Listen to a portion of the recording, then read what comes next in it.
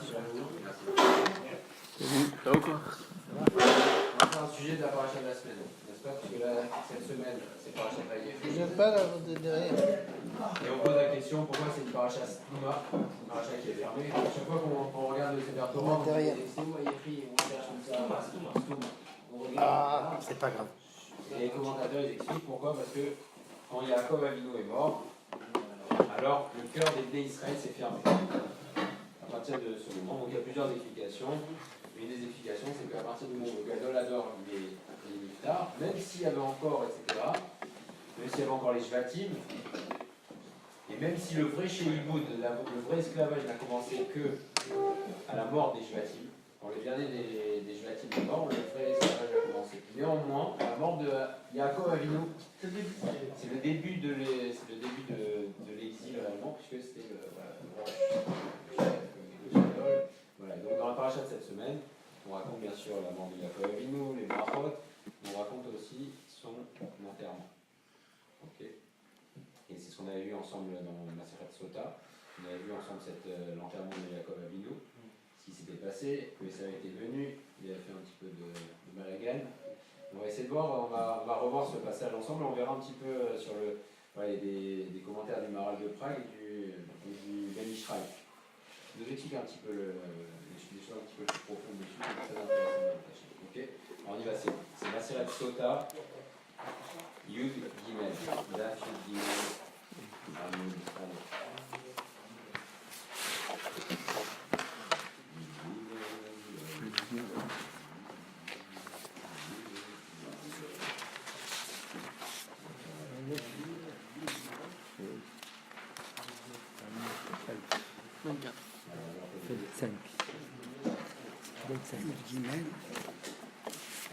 Yosef Zachar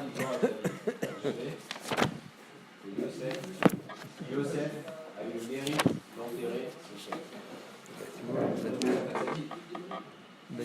On voit que Yaakov Avinu avant de mourir, et ce qu'il fait, il demande à Yosef Hatzadik, il lui dit voilà, Yud, toi tu vas être comme ça. Pourquoi? Yud, C'est son fils. Bet, Son fils était proche, mais il savait aussi Yaakov Avinu que le seul qui pourrait avoir un visage sorti pour Yosef. Pas déjà. Voilà. Même Paro n'était pas très partant pour moi laisser partir Yaakov Avinu. Paro lui dit non. Donc on connaît l'histoire pourquoi Paro lui a finalement laissé partir. Parce que Yosef lui a dit toi, moi j'ai juré à mon père que j'allais enterrer en Israël. Et toi, tu te rappelles que je t'avais juré de ne pas dévoiler que je connaissais plus de langues que toi, et donc normalement ça devrait être moi le pharaon. Donc si tu tiens ton serment, moi je tiens mon serment. Et sinon je dévoile. Et donc le pharaon lui a dit ok, va enterrer ton père en Israël. Ok, donc il y a eu le srout, Yosef Hatzadik, parce que aussi c'était le plus bon des frères. Maïchena, la question, la Gemara pose la question, vous l'avez? Yosef, Zachar, Libor et Aviv, Maïchena, Mikar, Motiv.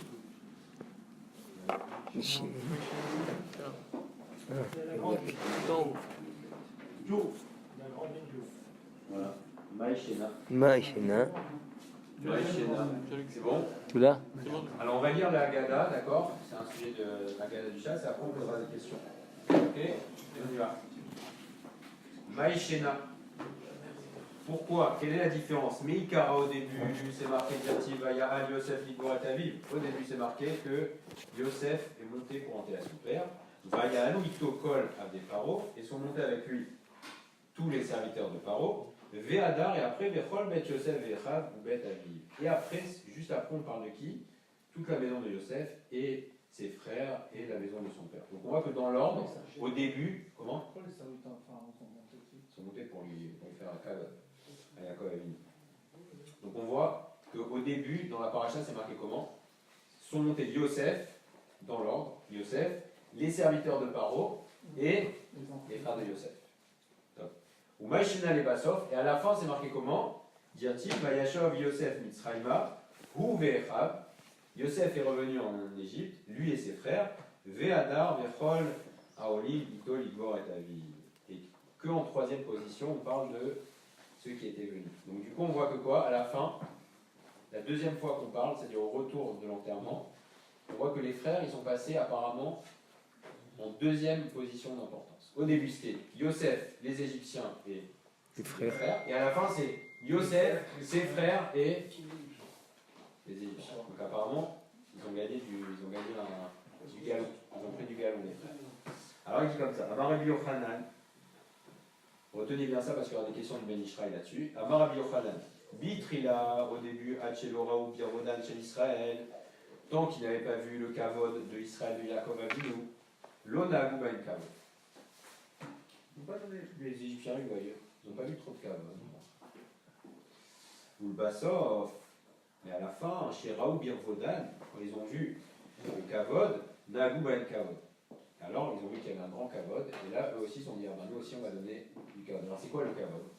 Dire-t-il, Vayavo ad Goren ha'atan. Ils sont venus jusqu'au champ. Le Goren c'est une aire de battage, ha'atan de l'épine. Qu'est-ce que ça veut dire? Ils sont venus pour faire l'enterrement, le Esped, donc l'oraison funèbre de Yaakov Avinu. Ils sont venus à l'aire de battage de l'épine. La traduction littérale. On a tous envie de poser la question, qu'est-ce que c'est que cet endroit bizarre? Alors la question, Il y a on pose la question. Comment? Il y a un lien avec le rêve des épis de blé. Non, de l'épine. Verri, Gorel, Yesh, la table. Mais est-ce qu'il y a une aire de battage des épines? Les aires de battage, normalement, c'est pour le blé, etc. Donc, qu'est-ce que ça veut dire, l'aire de battage de l'épine? Normalement, c'est des céréales qu'on bat. Donc, on ne comprend pas. Amarabi Abaou, mais la med, chez Ikifu, Ktarim la Renault chez Yaakov, c'est qu'ils ont entouré tout le cercueil de Yaakov avec des épines. Avec des couronnes. Des ktarim. Ils ont mis des couronnes autour du haron de Yaakov. Ceux qui font les goïms. Ceux qui font les goïms actuellement. On va voir pourquoi. Qui est Gorenze, Shema Kifin Loatan. Comme cette aire de battage, en fait, qui est entourée par des ronces et des épines. D'accord? Pourquoi? Pour la protéger. Oui, pour ça. Donc, du coup, Yaakov a Les couronnes de feu. On va voir qui a posé leur couronne. Alors, au début, il y avait la couronne de Yosef Hatzadik sur Le cercueil. couronne de Yosef Hatzadik, vice-roi d'Égypte, connu dans le monde entier. Donc, Yosef Hatzadik, il a commencé, combien de temps il a vécu, combien de temps il a régné, Yosef Hatzadik? 80 ans. D'accord? Donc, Yosef Hatzadik, quand son père est mort, ça faisait déjà très longtemps qu'il régnait, puisque Yaakov Avinu, il est venu au bout de 9 ans de règne de Yaakov Avinu, de Yosef Hatzadik. Il est mort 17 ans après, donc 26 ans déjà il régnait. Donc Yosef Hatzadik était connu dans le monde entier, donc Yosef Hatzadik, il a mis sa couronne sur le haron de Yaakov. Yaakov. Et donc, on va voir que d'autres personnes ont mis suite à ça leur Les couronne. couronnes. À côté de celle de Yosef. Ils ont entouré tout le haron. Sheba ou Shabne, Esav, Bne Ishmael, parce que les fils de Esav et les fils de Ishmael sont venus, ou Bene Ketura, et les fils de Hagar aussi. Merci. Ils sont venus. Tana. Au début, qu'est-ce qu'ils ont dit? Ils ont dit, mais. Excuse-moi. Hein? Non, mais les serviteurs. Oui. Et tous les Égyptiens vont dire c'est qui ce monde? Alors, qui sont venus? Au début, c'était les rois de Esav et de Ishmael. On va voir que Ben Ishmael nous donne un chiffre là-dessus. Ma mâche. Les rois, chaque chef de tribu d'Ishmaël, les 14.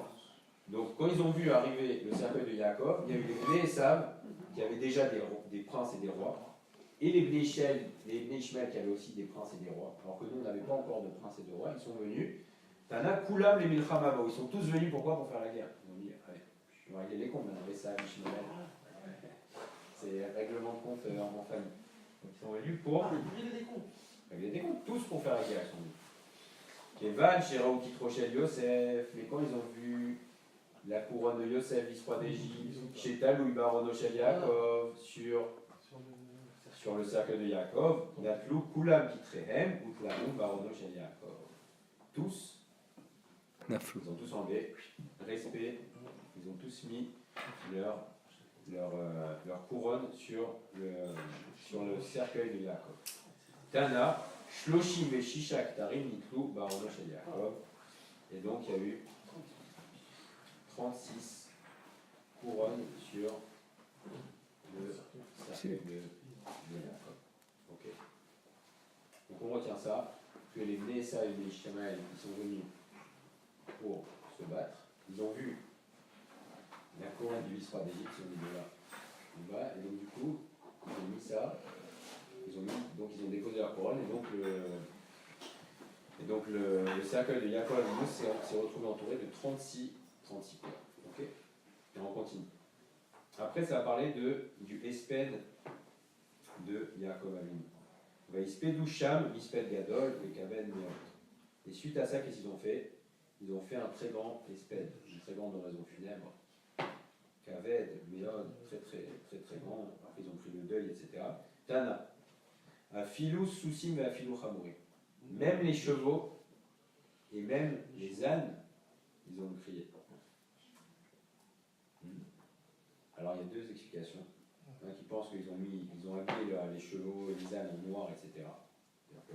Il y en a qui pensent que, ici dans le Yaakov, il dit que pourquoi Ta'am chez Spidou Logam Abemot, chez Gamema Ikiru Beridro, les filles chez Passa, car la vote des veaux, mais Israël qui hésite à vaches. Pourquoi? Parce que même les ânes et les chevaux, ils ont senti que Yaakov Avinu était parti. Pourquoi?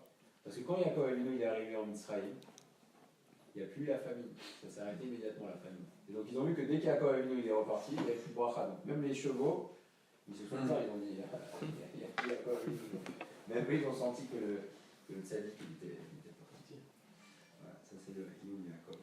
Espedou Shamisped Gadol Vekaved Meod, Tana, Afilou Soussim et Afilou Chamouri. Kevan Sheigiou les Meharat Amarpela, voilà. Donc ça c'est la deuxième histoire, la deuxième partie qu'on verra, mais c'est un détail de Martachem. Quand ils sont arrivés à Marat Marpela, alors qu'est-ce qui est venu? Notre meilleur ennemi. Esav. Ata et Sav. Sa tête, elle a sauté. Alors, il y a plusieurs midrashim. Le fils de. Il y a plusieurs histoires. Alors, on va voir que c'est pas forcément sa tête. Ah. Veka Be'akev. Il a dit hors de question. Il ne rentre pas ici, Jacob. Pourquoi? Il a dit comme ça, Amarleu, il leur a dit Mamre Kiryat Arba ou Hebron. Kiryat Arba ou Hebron. Donc c'est quoi Kiryat Arba? C'est un Marabi Yitzhak. Pardon. Comment? C'est comme Veka, Me'akev, c'est empêché. Veka. Veka, et c'est en araméen. Veka Me'akev, c'est pour dire qu'il est empêché. Veka Me'akev. Rabbi Yitzhak qui dit Kiryat Arba. Pourquoi Hebron s'est appelé Kiryat Arba? Même aujourd'hui, on voit que La ville des quatre. Hebron qui a appelé Kiryat Arba. Les quatre tombeaux. Les quatre tombeaux. C'est appelé sur le nom de Marat Marpela. Effectivement. Kiryat Arba. Arba. Ville des quatre. Arba Zugot Hayou. Il y avait 4 couples enterrés là-bas. Et c'est pour ça d'ailleurs que Abraham Avinu voulait tellement à Marat Marpela parce qu'il savait qu'il y avait Adam et Chava qui étaient enterrés là-bas. Kiryat Arba, il y avait Arba Zugot Hayou. Adam et Chava, Avram et Sarah, Yitzhak et Rivka, Yaakov et Léa. Donc là, aujourd'hui, c'est comme ça qu'est fait le Marat Marpela. Alors c'est vrai que les Ishmaélim, ils essaient de raconter des histoires. Après, en tout cas, c'est comme ça. Adam et Chava, Avram et Sarah, Yitzhak et Rivka, Yaakov et Léa. Alors il a dit comme ça. Et ça, il a fait un raisonnement de Essan. Il a dit Hiou, Kavra et Léa Bédidé. Les deux. Lui, il a pris, donc il a dit je ne discute pas Adam et Chava, très bien. Avram et Sarah, pas de problème. Yitzhak et Rivka, c'est normal. Maintenant, on est deux. Il reste 2 places en fait. Il reste 2 places pour un coup. Alors Essan, il dit voilà. Lui, Yaakov. Léa, elle n'était pas morte encore? Si, il a enterré Léa. Pourquoi 2 places alors? Comment? Pourquoi il reste 2 places alors? Il reste un zoug. Je sais pas, je sais pas. C'est-à-dire avant que Léa ne soit morte, c'est-à-dire qu'il restait potentiellement une place. D'accord. Donc il dit voilà, Yaakov, Iou Kavra, et Léa Bédidé. Yaakov, il a enterré Léa. Veille des pays d'Idio. Et celle qui reste, donc il reste une 8e place. C'est pour moi. Et ça, il dit bah, la 8e place. Alors est-ce qu'il avait raison de dire ça?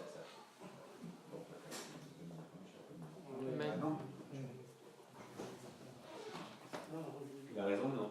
Il devait épouser Léa au début. Il n'a pas raison. Ça, c'est encore un autre. C'est pas la ligne directe. Puisqu'en fait, ici, il fait partie d'une branche d'à côté. Là, si on prend la ligne directe, normalement, la ligne en dessous, c'est pas lui. ça il dit, moi je veux une part. Une part, on est deux frères. Il reste une place, alors moitié-moitié.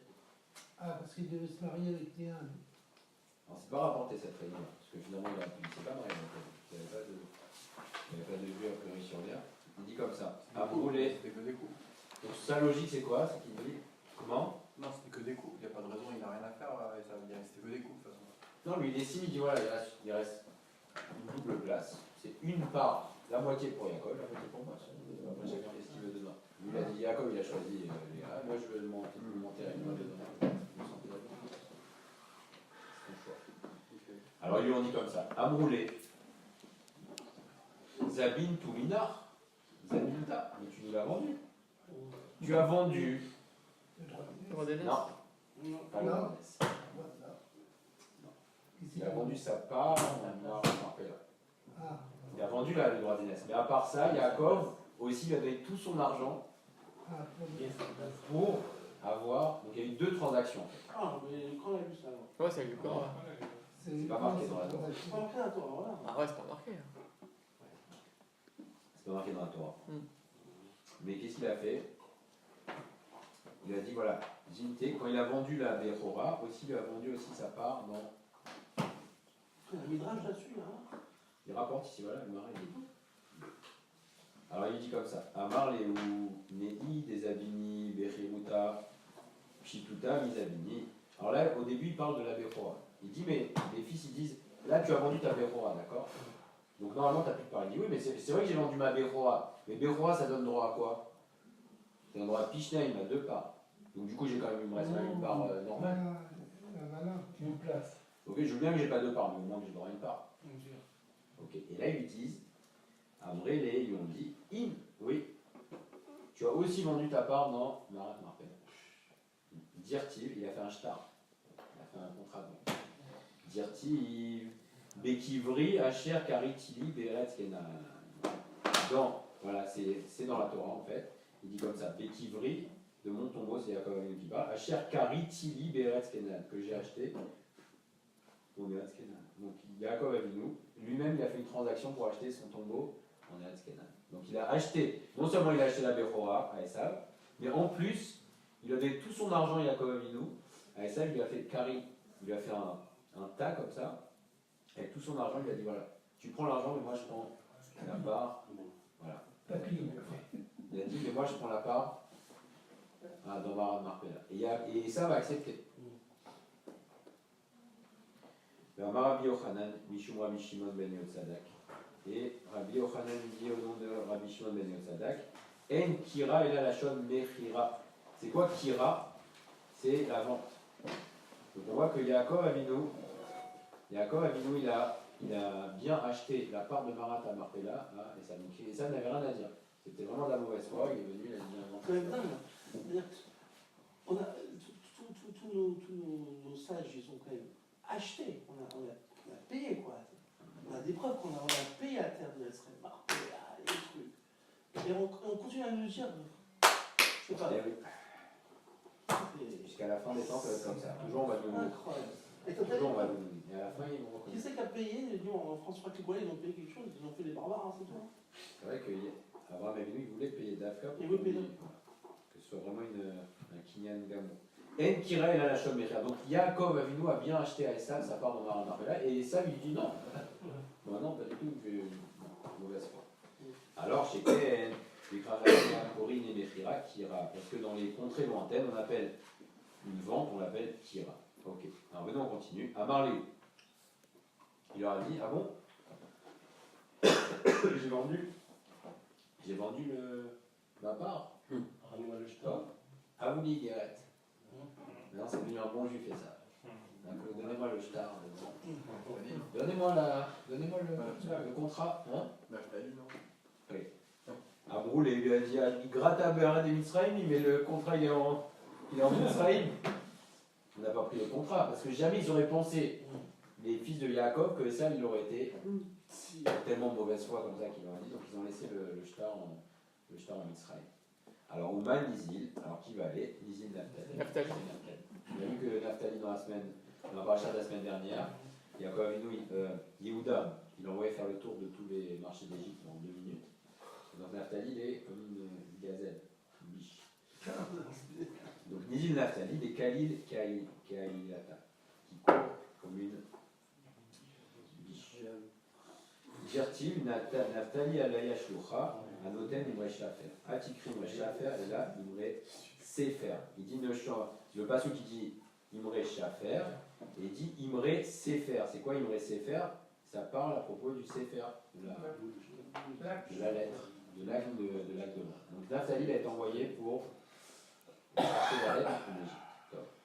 Alors à ce moment-là, troisième partie qu'on va essayer de voir un petit peu ensemble, dans Hachem. Et là, à ce moment-là, intervient Hushim ben Dan. Dan n'a eu qu'un fils. Hushim. Et Hushim était sourd. Hushim. On va avoir un Kouchim. C'est le fils de Dan. On va avoir un Kouchim. Hushim ben Dan. Taman, il était là. Via Kirin Leoudne, il était sourd. Amar le lui a dit, ou bien il était dur d'oreille plutôt. Amar le lui il leur a dit, Maïhaï, qu'est-ce qui se passe ici? C'est quoi cette histoire? Parce qu'en fait, il voyait, Naphtali était parti, il voyait Esav comme ça, lui il n'avait pas du tout suivi l'histoire. Donc il arrive, il voit cette histoire, il voit Yaakov, le cercle de Yaakov comme ça. Il dit, c'est quoi cette histoire? Esav, le truc, etc. Donc il est tout frais encore dans l'histoire. Il dit, qu'est-ce qui se passe ici? Amrédé, il dit, Kame Hakem, Haï, Adéati, Naphtali, Merad et Israël. Ouais, celui-là, là, Esav, il empêche l'enterrement. Alors il a dit comme ça.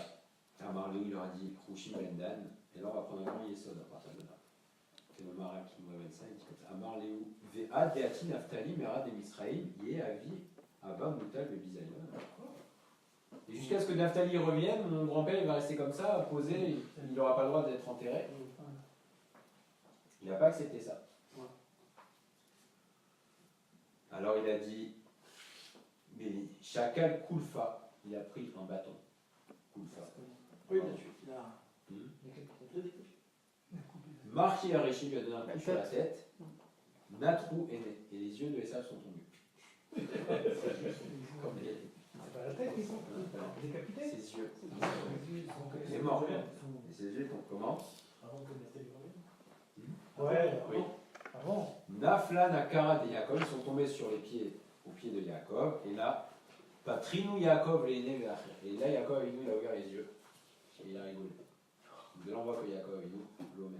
Il a ouvert les yeux, il a rigolé. Il était mort. Comment? On va pas rigoler à la mort de son ennemi. Parce que c'est marqué, il dit Smart Tzadik Khazanaka. Le Tzadik, il va rire quand il va avoir la vengeance. Parce qu'avec Esav, ce qu'il lui a fait, c'est très. Yama Bichatz Bedam Amacha, il lavera sa main dans le sang du rachat. Comment? son petit-fils. Je fais ce qu'il a vengé. Oui. Et surtout, il a vu Yaakov Avinu. Ok. Ismar Beota Sha'a Nikayema Nevoa Tasha Rivka. Et à ce moment-là, a été accomplie la Nevoa de Rivka. Dire-t-il parce que c'est marqué.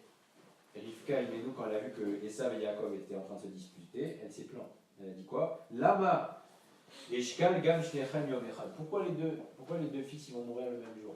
Elle a vu qu'ils risquaient de se disputer. Les deux, Yaakov et Esav, ils étaient très forts au moment de la parashat Toldot. À la fin de la parashat Toldot, elle a dit non, je veux pas. Si les deux ils se disputent, ils vont se tuer. Les deux ils étaient très forts. Elle a dit je veux pas que les deux ils meurent le même jour. Et finalement, oui, les deux. Elle a vu. Alors il dit comme ça. La Fadgam Demitatan Beyom Echad Loavai. Même s'ils sont pas morts le même jour. Vurata Miha Beyom Echad Amai. Ils sont quand même. Ils ont été quand même enterrés le même jour. Yaakov et Esav. Ah ouais? Comment? Ah bah oui.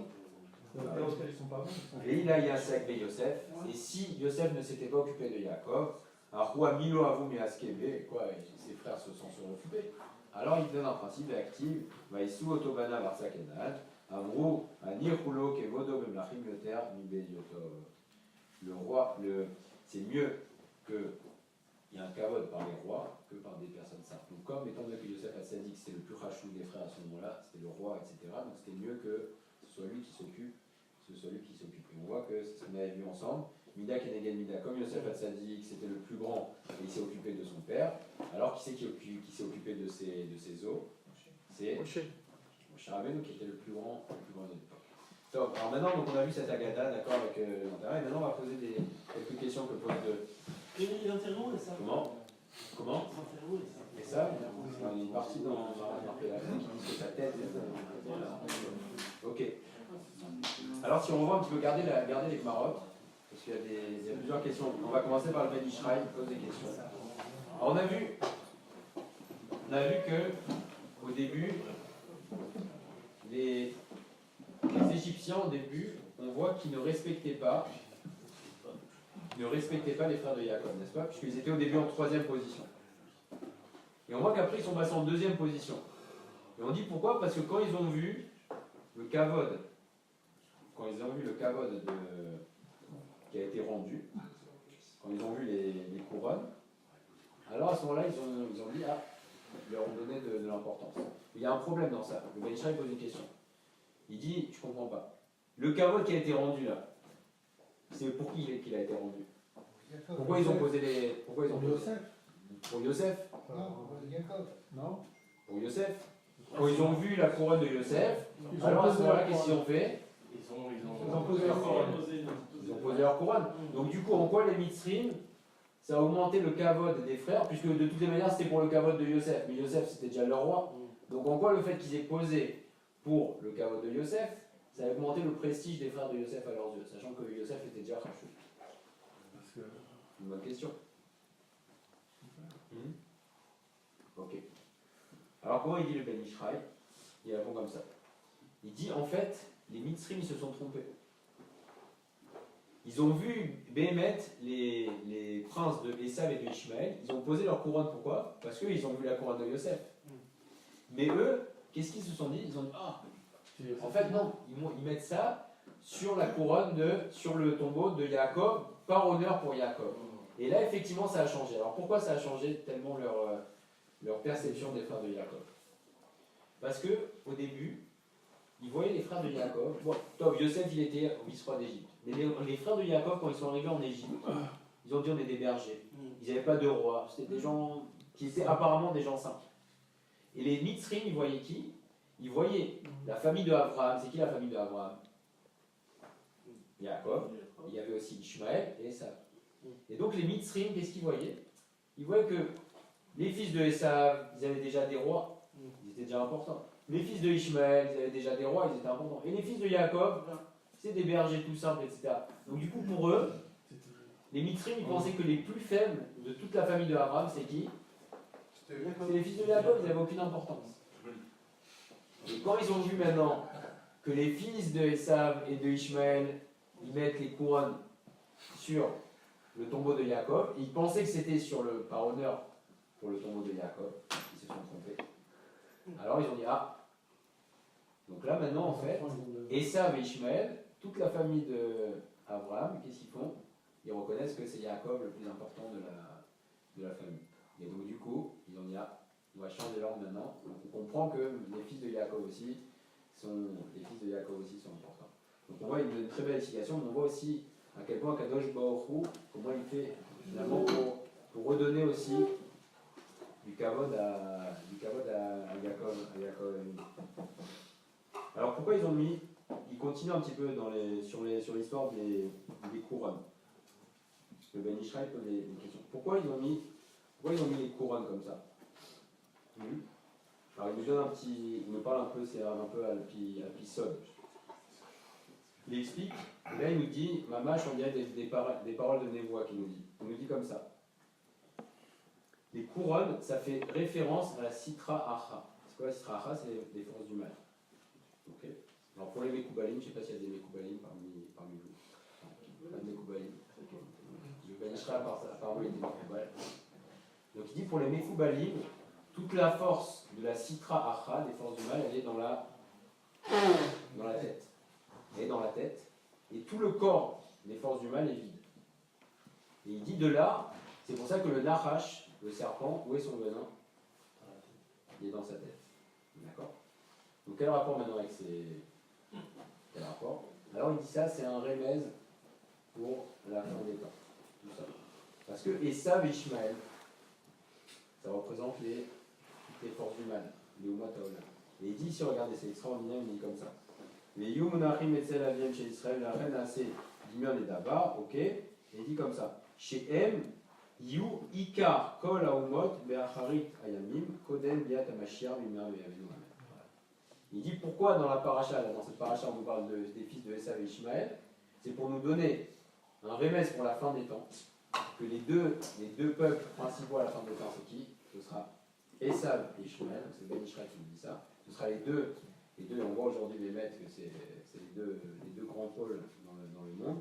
Ce seront les deux à la fin des temps qui seront dominants, avant la venue du Mashiach, et c'est ça la notion que finalement à la fin des temps, qu'est-ce qui va se passer? Toutes les nations, elles vont finir par reconnaître que...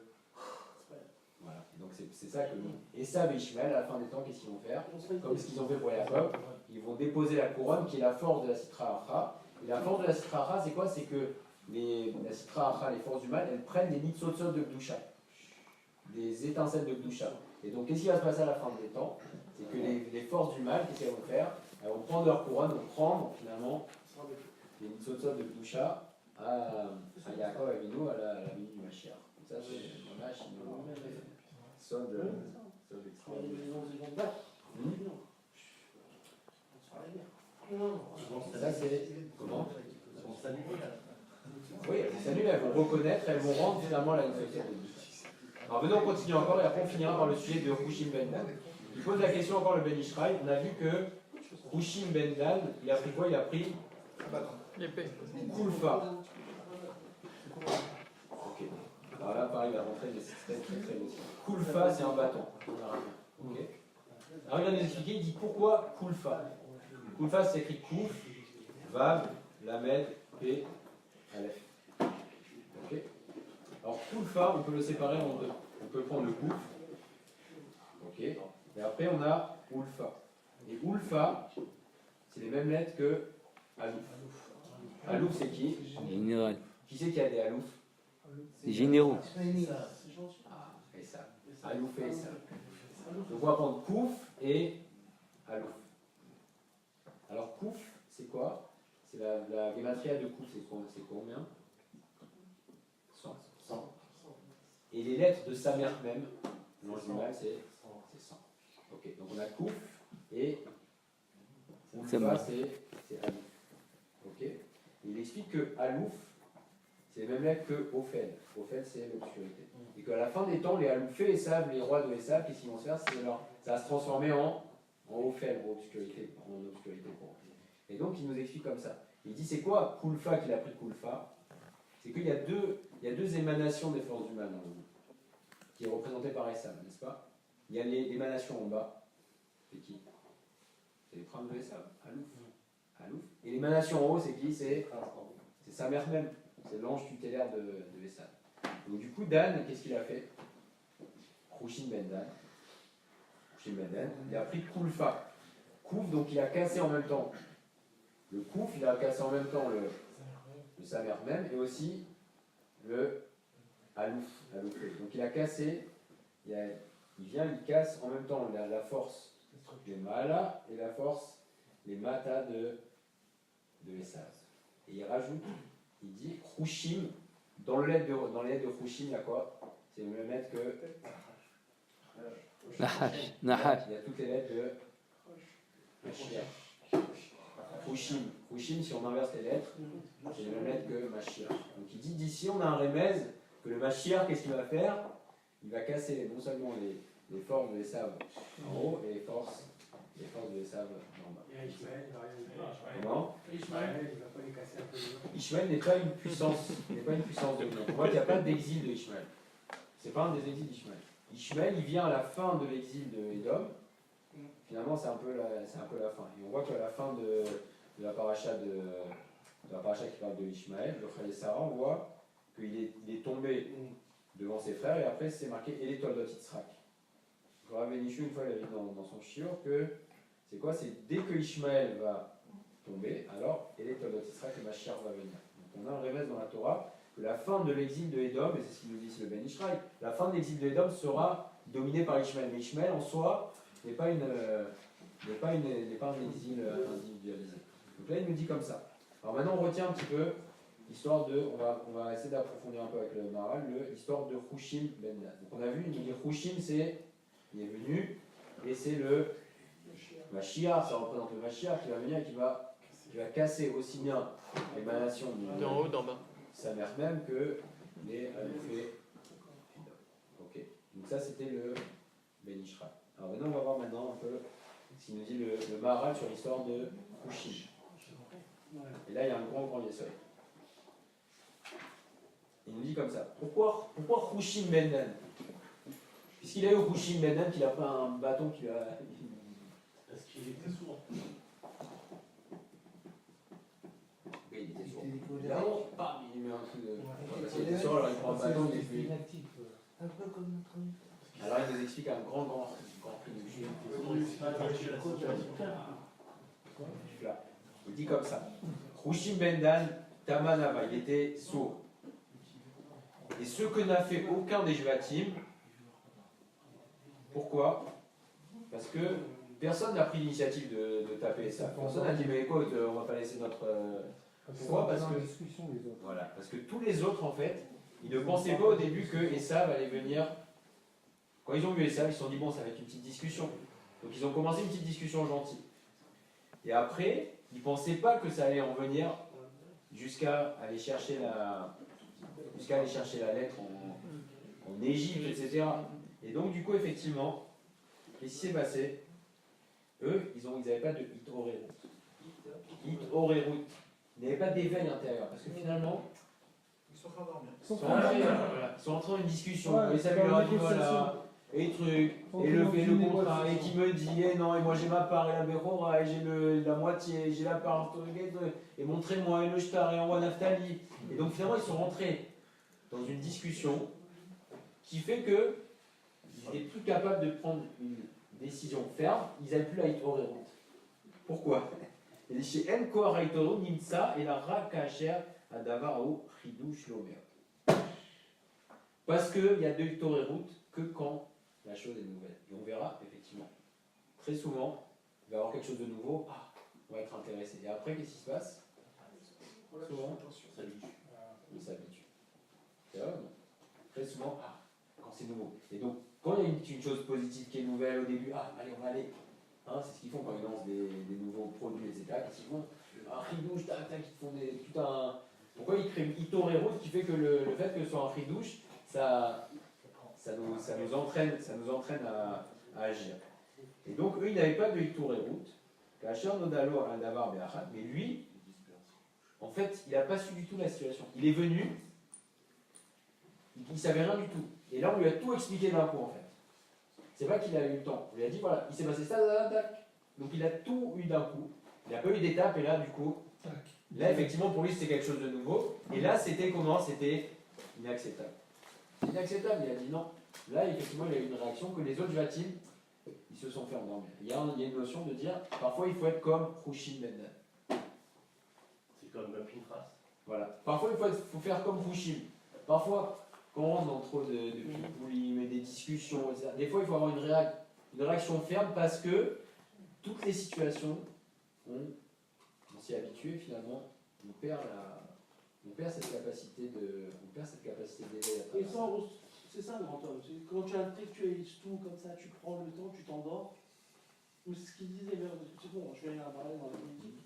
Il disait que les vrais hommes d'État, c'est ceux qui prennent une décision et pas à réfléchir, à faire la discussion, etc. Parce que quand tu tournes, ça perd la hitorerut et tu perds la capacité d'action. Et Hushim ben Dan, qui ne savait pas, il ne savait pas du tout ce qui se passait avec Esav.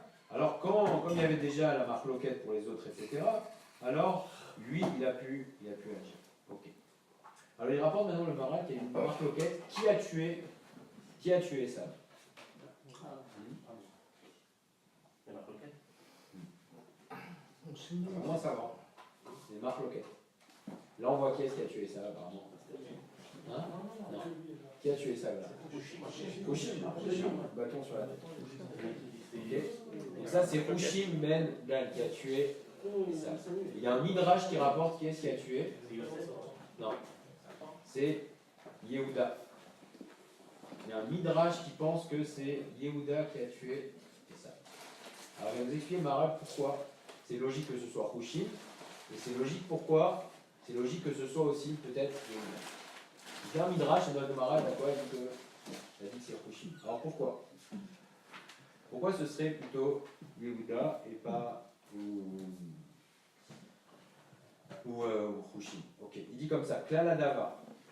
C'est le fait de tuer Esav, ça devait être soit la tête des Jvatim, donc Yehuda, parce que quand on voit l'énumération des Jvatim, on énumère les 70 personnes qui sont descendues en Égypte. Les premiers qui sont cités, c'est Yehuda, c'est le roi Shajvatim, et le dernier, c'est Dan. C'est la tribu de Dan. Donc il nous dit comme ça, que c'est logique que Esav, qui était l'ennemi de Yaakov, il soit tué soit par la tête des Jvatim, soit par le dernier des Jvatim. Et donc Dan, c'est qui? Dan, c'est le dernier des Jvatim. Alors pourquoi Dan, il viendrait tuer? Parce qu'il y a une notion qui fait que les Jvatim, c'est la continuité de Yaakov, d'accord? Et nous, on est aussi la continuité des Jvatim, etc. Donc il y a une continuité. Le clan d'Israël, c'est une chaîne ininterrompue. C'est une chaîne ininterrompue. Donc finalement, les Jvatim, qu'est-ce qu'ils devaient faire? Ils devaient terminer le travail de Yaakov. Et donc ils devaient éliminer finalement, ils devaient éliminer Esav. Et donc ça revenait soit à Dan, qui était le dernier, qui venait terminer, soit ça revenait à Yehuda. Yehuda, c'est le Meller. Et normalement, le rôle d'un roi, c'est quoi? C'est de venir prendre des décisions. Donc il nous dit comme ça, c'est soit Yehuda, soit Dan. Mais il pense que Icar, a priori, c'est plutôt, il faut retenir que c'est Hushim Ben Dan qui a tué. Et là, on peut rapprocher les deux Pirouchim, du Maharal et du Ben Yehoyada, puisqu'on voit que dans les deux, qu'est-ce qui se passe? On voit que à la fois, Hushim Ben Dan, c'est quoi? C'est celui qui venait à la fin des Jvatim eux-mêmes pour tuer Esav. Mais on voit aussi qu'à la fin des temps, qu'est-ce qui va se passer? C'est les mêmes lettres que Mashiach. Le Mashiach aussi, qu'est-ce qu'il va faire? Il va venir terminer aussi tout le travail du clan d'Israël. Donc finalement, on voit que c'est le clan d'Israël, ça a commencé effectivement avec la vote Abraham, Yitzhak et Yaakov, et après il y a une continuité des Jvatim, et toutes les générations, etc. Et ça va jusqu'à notre génération. On voit qu'on retrouve les mêmes, on voit qu'on retrouve exactement les mêmes protagonistes. On voit qu'à l'époque, il y avait Esav, Ishmaël et Yaakov, et aujourd'hui encore, qu'est-ce qu'on voit? On voit que, toujours pareil, on voit Esav d'un côté, Ishmaël et Yaakov, et Benat Hashem va annoncer comment ça va se finir. C'est qu'à la fin, les loin qu'Aolam, ils vont poser leur couronne, et ils vont reconnaître Benat Hashem que Kadosh Baruch Hu, et c'est le clan d'Israël qui mérite les choses. Alors on fait une pause, bizarre. Moi je pars à 9h30 ce soir. On fera un petit marteau rapide sur la paracha. Et les pizzas, elles font. Comment? Je sais pas si je fais un petit sur 10 minutes sur la paracha. Prenez des